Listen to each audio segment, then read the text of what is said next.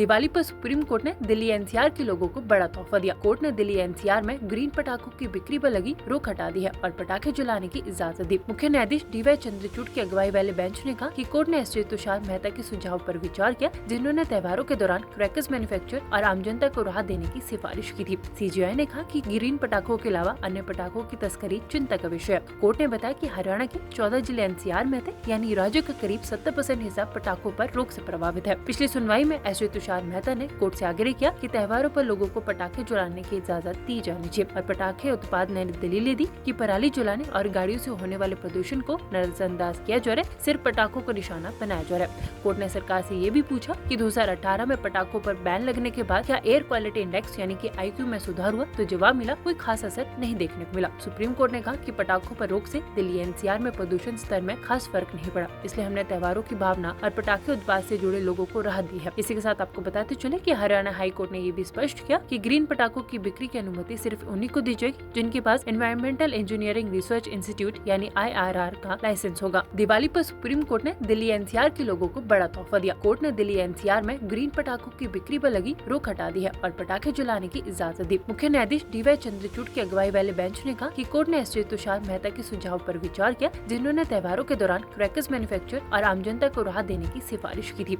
CJI ने कहा कि ग्रीन पटाखों के अलावा अन्य पटाखों की तस्करी चिंता का विषय है। कोर्ट ने बताया कि हरियाणा के 14 जिले NCR में थे, यानी राज्य का करीब 70% हिस्सा पटाखों पर रोक से प्रभावित है। पिछली सुनवाई में एसजे तुषार मेहता ने कोर्ट से आग्रह किया कि त्योहारों पर लोगों को पटाखे जलाने की इजाजत दी जानी चाहिए और पटाखे उत्पाद ने दलीलें दी कि पराली जलाने और गाड़ियों से होने वाले प्रदूषण को नजरअंदाज किया जा रहा है, सिर्फ पटाखों को निशाना बनाया जा रहा है। कोर्ट ने सरकार से ये भी पूछा कि 2018 में पटाखों पर बैन लगने के बाद क्या एयर क्वालिटी इंडेक्स यानी कि IQ में सुधार हुआ, तो जवाब मिला कोई खास असर नहीं देखने को मिला। सुप्रीम कोर्ट ने कहा कि पटाखों पर रोक से दिल्ली NCR में प्रदूषण स्तर में खास फर्क नहीं पड़ा, इसलिए हमने त्योहारों की भावना और पटाखे उत्पाद से जुड़े लोगों को राहत दी है। इसी के साथ आपको बताते चले कि हरियाणा हाई कोर्ट ने ये भी स्पष्ट किया कि ग्रीन पटाखों की बिक्री की अनुमति सिर्फ उन्हीं को दी जाएगी जिनके पास एनवायरमेंटल इंजीनियरिंग रिसर्च इंस्टीट्यूट यानी IRR का लाइसेंस होगा। दिवाली पर सुप्रीम कोर्ट ने दिल्ली NCR के लोगों को बड़ा तोहफा दिया। कोर्ट ने दिल्ली NCR में ग्रीन पटाखों की बिक्री पर लगी रोक हटा दी है और पटाखे जलाने की इजाजत दी। मुख्य न्यायाधीश DY चंद्रचूड़ की अगुवाई वाले बेंच ने कहा कि कोर्ट ने एसजे तुषार मेहता के सुझाव पर विचार किया, जिन्होंने त्योहारों के दौरान क्रैकर्स मैन्युफैक्चर और आम जनता को राहत देने की सिफारिश की थी।